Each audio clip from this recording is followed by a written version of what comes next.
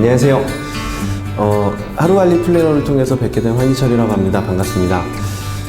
이 하루관리 플래너 책은요, 사실 하루관리 책은 이 플래너를 제가 쓰면서 사실 그 성장한 과정을 책으로 엮었다라고 보시면 됩니다. 근데 이제 많은 분들이 이 플래너를 구체적으로 어떻게 쓰는지 궁금해 하셔서 이희성 작가님과 4년 정도의 작업을 거쳐서 이게 책으로 나오게 됐고요. 오늘 그 영상, 이제 동영상을 보시면서 실제로 이제 구체적으로 실행하는 방법을 저희가 다 그 표현을 해놨는데, 그걸 보시면서 본인들의 어떤 자기개발 도구로 잘 활용을 하셨으면 좋겠습니다. 플래너를 처음에 보시게 되면 꿈을 적는 난이 있습니다. 그래서 이제 전체적인 저희가 꿈에 대한 생각을 먼저 시작을 해서 이 플래너 구성 자체가 꿈, 그리고 앞으로 어떤 식으로 이제 진행을 해 나가야 될지, 그래서 과거 10년을 돌아보고 또 향후 미래 10년을 돌아보고, 그래서 올해는 무엇을 할 것이고, 그래서 이번 달엔 무엇을 할 것이고, 또 그 다음에 이번 주, 그래서 오늘 하루, 이런 식으로 세분화돼서 그 꿈에 대한 이제 단계를 밟아가는 과정이 있는데요. 첫 번째 이제 플래너 맨 앞을 펴보시면 꿈이 나오는데 꿈이 하나로 나와 있지 않습니다. 두 개로 나와 있거든요. 그래서 직업적인 꿈, 그 다음에 개인적인 꿈에서 총 이제 그 1, 2, 3번, 또 1, 2, 3번 있고, 또 1, 2, 3번 있어 총 이제 9개씩에서 18칸이 나와 있는데요. 요거에 대해서 잠깐 설명을 드리면, 대부분 제가 이제 이 뭐 자기개발 강의나 아니면 꿈에 관련된 이제 멘토링이나 스터디를 진행하면서 느끼는 부분이, 아니면 제 개인적으로 느꼈던 부분이, 꿈에 대해서 너무 막연하시더라고요. 그 막연함을 조금 세분화해야 된다라는 필요성이 있어서 직업적, 개인적인 꿈으로 두 개로 나눴습니다. 다시 요걸 좀 세부적으로 다시 설명을 드리면, 직업적인 것은 자기의 어떤 기본적인 생계를 위한 꿈이라고 생각하시면 됩니다. 예를 들어서 제가 음악을 하고 싶다라는 꿈을 갖고 있어요. 근데 음악을 함으로써 돈을 벌고 싶은 건지, 아니면 그냥 순수하게 음악을 즐기고 싶은 건지, 이 음악으로 돈도 벌고 즐기고 싶은 건지, 이런 어떤 세속적인 것과 가치적인 것이 좀 구분이 돼야 된다는 생각이 좀 들었었고요. 그래서 꿈을 직업적인 것과 개인적인 꿈으로 나누게 되었습니다. 그래서 예를 들어서 제가 나는 음악을 할 거야 그랬는데, 이게 돈을 벌 거면 직업적으로 들어가는 거잖아요. 생계를 유지하는 거기 때문에. 그래서 뭐 1번 안에다가는 뭐 직업적인 꿈에 1번은 뭐 음악을 할 거야. 그러면 2번은 그거를 왜 할 거냐라고 한번 적어보는 거. 단지 돈을 많이 벌기 위해서, 아니면 음악을 해서 돈을 벌기도 하지만 뭐 후배를 양성한다든가, 이런 식으로 이제 세부적으로 들어가고요. 그 다음에 세 번째는 어떻게 라는 말이 들어가는데, 그래서 지금 당장 어떻게 실행을 할 것인가. 그래서 단지 그냥 꿈을 설정하는 것이 아니고, 이 꿈을 왜 설정했고, 그래서 어떻게 할지 구분해가는 과정이 1, 2, 3번 이렇게 보시면 됩니다. 그래서 1번에 꿈을 적으시고, 1-2번에 이걸 왜 할지를 적으시고, 1-3번에는 그래서 어떻게 할 건지 적으시는 거고요. 그 다음에 개인적인 꿈에 대한 이야기를 잠깐 해드리면, 개인적인 거는 수익성과는 좀 무관한, 그러니까 즉 내 그냥 삶의 가치적인 거라고 보시면 된다. 그래서 제가 개인적으로 했던 거는 기부 재단을 만드는 거였습니다. 그래서 사회에 조금이라도 어떤 방식으로 환원을 하고 싶었었는데, 그 부분이 제가 단지 돈을 많이 버는 걸로 해서 제가 행복하지 않다라는 걸 알아서 개인적인 겁니다. 그래서 제 개인적인 경우에는 뭐 후원을 하고 기부를 하고 이런 것도 있었지만, 그 중에서 기부 재단을 만들자라는 생각이 있었고요. 그 다음에 그걸 왜 해야 되느냐라고 했을 때, 제가 사회에서 받은 그 좋은 영향을 다시 갚아야 되지 않을까 해서 저는 그런 꿈을 꿨었고요.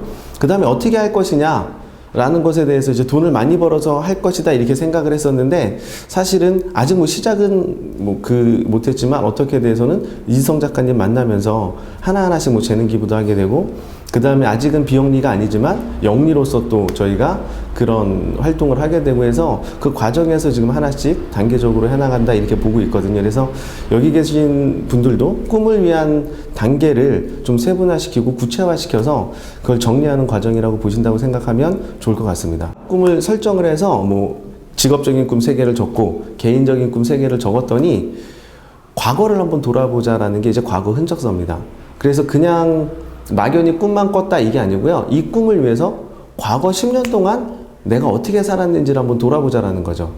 네, 그래서 그 과거 10년을 쭉 적으시고요. 그 다음해가 되면 이제 그냥 10년 단위로 끊어서 누적해서 그 이력서, 자기만의 이력서를 한번 검토하는 시간이 되실 거고요.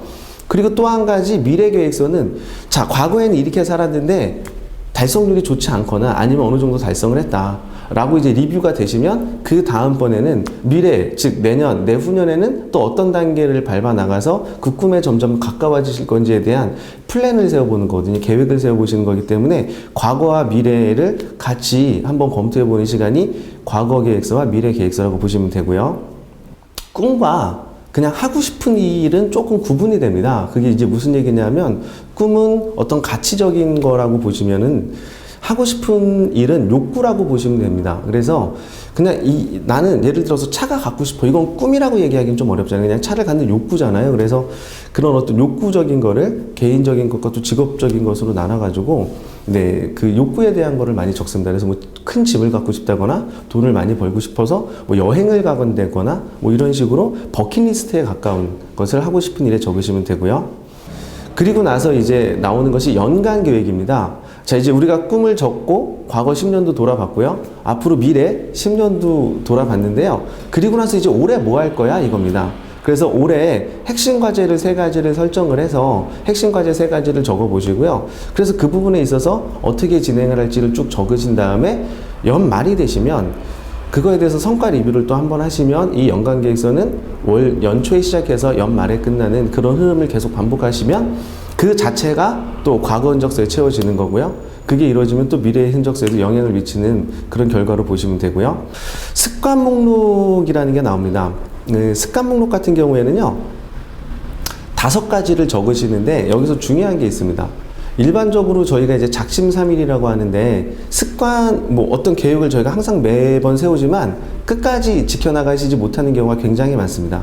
그래서 제가 이 습관 목록을 작성할 때는요, 매일매일 지켜나갈 수 있는 그 습관을 정하시는 것도 중요하고요. 그 다음에 중요한 거는 수량을 생각났을 때 바로바로 실천하실 수 있는 수량을 적으시는 게 굉장히 중요하거든요. 그래서 예를 들면 지금 여기가 보면 제가 이제 적어 놓은 걸 보면 독서라고 이렇게 돼 있는데요. 이걸 좀 구체적으로 적으시는 거죠.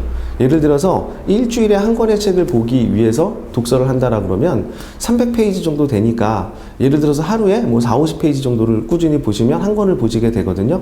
그런 식으로 좀 구체적인 걸 적으시는데, 해보니까 나의 어떤 역량은 일주일에 한 권의 책을 볼 수 있는 그 노력이 안 나오는 거예요. 예를 들어서 그렇게 되면 어떤 결과물이 나오냐면, 처음에 한두 번은 하다가 두어 번 무너지게 되면 나중에 아예 덮어버리게 되는 그런 결과를 낳거든요. 이 습관 목록은 그렇게 무리한 목표를 잡는 게 아니고요, 습관을 꾸준히 만들어가는 게 중요하기 때문에 수량을 최소한으로 잡는 겁니다. 예를 들어서 그냥 책을 한 권 읽겠다 이게 아니고요, 오늘 책을 한 줄만 읽겠다 뭐 이런 식으로. 그래서 한 줄은 금방 읽잖아요. 그래서 오늘 하루를 마감하기 이전이나 아니면 그 하루에 조금 틈이 있는 비는 시간에 내가 오늘 습관이 5개가 목표가 있는데 오늘 독서를 안 했네? 그러면 그냥 순간적으로 책을 펴시게 되면, 물론 뭐 한 줄만 읽어도 네, 동그라미가 쳐지기 때문에 어쨌든 습관은 달성한 거죠. 이걸 꾸준히 해서 오랜 기간 습관이 되면 이 양은 어마어마하거든요. 그런 식으로 해서 일단은 생각났을 때 바로바로 말 그대로 습관을 만들어가는 과정이고요. 그렇게 해서 습관이 만들어지면 그 다음에는 양을 늘려가시면 됩니다. 한 줄 읽을 것을 2줄 읽고, 2줄 읽을 것을 3줄 읽고. 제가 처음에 습관을 만들 때 논어였습니다. 제가 논어를 한번 쭉 읽었는데요. 읽긴 읽었는데 내용이 기억이 안 나는 거예요. 그래서 덮고 포기를 했었습니다. 아니, 뭐 그냥 좋은 책을 읽었구나. 근데 이제 그 다음번에 논어를 읽고 변하지 않으면 논어를 읽지 않은 것이다라는 문구를 보고요. 100번 읽기를 계획했는데 100번은 안 읽게 되잖아요. 그래서 이제 그날부터 습관에 저는 논어가 있습니다. 하루 한 줄 이상 읽는 걸로. 그래서 이제 매일 체크를 하는 거죠. 출근하면 책상에 논어가 펴져 있고요. 매일매일 읽는 것을 체크하는데 하루 한 줄은 금방 읽거든요. 근데 평균적으로 제가 논어를 읽다 보면은요, 하루 5줄에서 10줄 정도를 읽습니다. 네, 그게 이제 습관화돼가지고요. 아직 100번의 수량은 못 채웠지만, 그래도 지금 이제 조금 기간이 됐지만 10번 정도는 읽었거든요. 그래서 그런 식으로 목표를 하나하나 채워가시는 것이 중요하고요. 이 5가지 습관을 정하신 다음에 매일매일 체크하시는데요. 여기서 중요한 거는 5가지를 하루 빼먹고 그 다음날 하고 이렇게 불규칙적인 게 중요한 게 아니고 수량을 최소화하셔서 매일 하셔서 매일 5점을 받으시는 게 중요합니다. 네, 그래서 뭐 운동 같은 경우에는 나 팔굽혀펴기 1개, 그럼 자기 전에 1개를 하시잖아요. 그런 식으로 수량을 최소화하셔가지고 매일 하시다 보면 1개만 하고 주무시진 않으실 거잖아요. 한 김에 2개도 하고 3개도 하면서 그 수량이 늘어가고 그것이 습관으로 자리 잡히게 되시면 네, 조금씩 발전하는 성과를 보실 수 있기 때문에 사실은 이 습관 관리가 굉장히 중요하다 이렇게 보시면 되고요. 연도별 순자산 증가라고 되어 있는 거는 그렇게 해서 이제 제가 재무제표를 적으면 자산이 늘어가는지 줄어드는지를 알 수가 있습니다. 그래서 연도별로 순자산 증가 목표를 한번 적어보는 거죠. 내가 한 달에 100만 원을 저축하면 1년이면 1200이 늘어나는 거거든요. 그러면 올해 1년 동안 제가 1200을 늘릴 수가 있고 그 다음에 1200이 늘면 또 1200이 누적돼서 2400이 늘어나고 이런 식으로 자기가 저축할 수 있는 여력과 더불어서 자산의 증가 속도를 구체적으로 적으셔야 목표가 꿈이 아닌 진짜 실행되는 현실이 되거든요. 그래서 조금 특히 금전적인 부분에 있어서는 물론 뭐 꿈도 마찬가지고 다른 부분도 마찬가지겠지만 특히 재무 쪽에서는 네, 구체적인 숫자를 계산하셔서 적어 놓으시면 그게 조금 더 쉽게 한눈에 보실 수가 있고요. 그래서 이제 연도별 순자산 증가 목표를 이렇게 쭉 적으시면 한 해 자산 목표가 나옵니다. 그래서 올해 한 1년 동안 이제 내년 지금 이제 올해 말이니까 2015년 끝나니까 2016년 거를 한번 생각해 보시고 내가 부채가 있으신 분들은 부채를 얼마만큼 갚으실 건지 그래서 부채를 갚는다라는 건 그만큼 순자산이 증가할 수도 있는 거잖아요. 그래서 자산이 어떻게 증가하는지를 네, 한번 정리해 보시고 왼쪽에는 정리하시고 그 다음에 우측에는 한 해가 끝날 때 얼마만큼 목표를 달성하셨는지 리뷰하시는 걸로 보시면 되겠습니다. 네, 지금 또 이제 이 하루관리 플래너에서 조금 다른 플래너와 조금 다른 부분이 생소한 부분이 이제 가계부가 들어 있습니다. 그래서 재무제표라는 말이 생소하실 텐데요. 뭐 이거는 이제 회계 쪽에서 쓰는 용어긴 한데 재무제표, 자산상태표라고 표현합니다. 그냥 쉽게 표현하면은요. 지금 현재 이 시점에 내가 돈이 얼마 있다를 정리하는 건데요. 돈이라는 게 그냥 종류가 여러 가지잖아요. 그래서 그걸 조금 쉽게 한눈에 볼 수 있도록 정리하시는 표라고 보시면 됩니다. 그래서 보시면 왼쪽에는 네, 나의 현재 재산 상태, 즉 뭐 자산 상태라고 해서 현재 그냥 내 전체 재산을 적는 게 있고요. 우측으로 보시게 되면 빚, 부채를 적는 란이 있습니다. 그래서 그냥 간단하게 설명을 드리면 현재 내가 집을 만약에 샀어요. 그러면 3억이라고 가정을 하면 왼쪽에 뭐 집, 아파트면 아파트 3억 이렇게 적으시고요. 오른쪽에는 이 집으로 인해서 담보대출을 받을 수가 있잖아요. 뭐 예를 들면 1억 정도 빚을 받았다 하면 거기는 대출 1억 이렇게 해서 순자산 2억이 한눈에 보일 수 있게 적는 거고요. 그렇게 해서 쭉 적어보시는 거죠. 팔면 돈 되는 것들을 적으시면 되는데 부동산이 있고요. 그 다음에 뭐 적금도 있을 수가 있고요. 청약통장이 있을 수도 있고요. 아니면 뭐 연금도 있을 수가 있고요. 내가 가용할 수 있는 자산이 어떤 형태로 있는지 그게 은행에 적금으로 있는지 아니면 부동산 형태로 있는지 이것을 한번 적어보시는 것이 자산상태표, 재무제표라고 보시면 되고요. 이 재무제표의 가장 기준은 시점입니다. 왜냐하면 이 재산은 계속 시간에 따라서 변하거든요. 은행에 적금도 이자가 붙고요. 부동산 같은 경우에는 평가 가치가 계속 달라지기 때문에 매월 한 달에 한 번 정도, 저 같은 경우는 말일 정도가 되면 네, 11월 지금 이제 10월 말이잖아요. 그러면 이 말일에 대한 네, 재무 상태를 한번 적어서 그 현재 내 재무 상태가 매월 어떤 변수가 있는지 체크해 나가시는 과정으로 보시면 되고요. 그 다음에 현금 흐름 관리가 있는데요. 현금 흐름 관리는 어떤 기간에 따라서 내 돈이 얼마 들어오고 얼마가 나갔는지를 적으시는 건데요. 이것도 쉽게 말하면 그냥 월에 한번 적으시는 것이 가장 좋습니다. 그래서 한 달에 한번 월급을 받으시거나 아니면 수입이 들어오시는 거는 그게 얼마가 들어왔는지를 적으시는 거고요. 왼쪽에 수입이라는 게 내가 번 돈이잖아요. 그래서 얼마가 들어왔고 지출이라는 것은 그래서 얼마를 썼냐를 적으셔서 얼마가 남았냐 이게 중요한 거거든요. 근데 여기서 조금 중요한 것이 지출 관리를 하기 위해서 지출을 좀 세분화합니다.